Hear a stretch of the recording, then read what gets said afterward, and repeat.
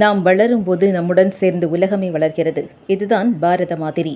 சிங்கம்புணரியில் தமிழக ஆளுநர் RN ரவி பேச்சு. சிவகங்கை மாவட்டம் சிங்கம்புணரியில் ஸ்ரீ சேவகமூர்த்தி கோசாலை அறக்கட்டளை சார்பில் 10ஆம் ஆண்டு அபிவிருத்தி திட்ட துவக்க விழா மற்றும் 108 கோ பூஜை மற்றும் யாக வேள்வி நிகழ்ச்சி நடைபெறுகிறது. இதில் தமிழக ஆளுநர் RN ரவி சிறப்பு விருந்தினராக கலந்து கொண்டு பல்வேறு துறைகளில் சிறப்பாக செயல்படும் 57 வல்லுநர்களுக்கு விருது வழங்கி கௌரவித்தார். முன்னதாக சேவகமூர்த்தி ஐயனார் கோவிலில் சுவாமி தரிசனம் செய்தார். அதனைத் தொடர்ந்து வீரமங்கை ராணி வேலு நாச்சியார் திருவுருவப்படத்தை திறந்து வைத்து பசுக்களுக்கு அகத்திக்கீரையினை வழங்கினார். பின்னர் கோபூஜை விழாவில் கலந்து கொண்டு ஜல்லிக்கட்டு, நாட்டு இன காளைகள் மற்றும் ரேக்லா மாட்டு வண்டிகளின் அணிவகுப்பை பச்சை நிற துண்டை சுழற்றி துவக்கி வைத்தார். பின்னர் பாரம்பரிய விவசாய பொருட்களின் கண்காட்சியை பார்வையிட்டார்.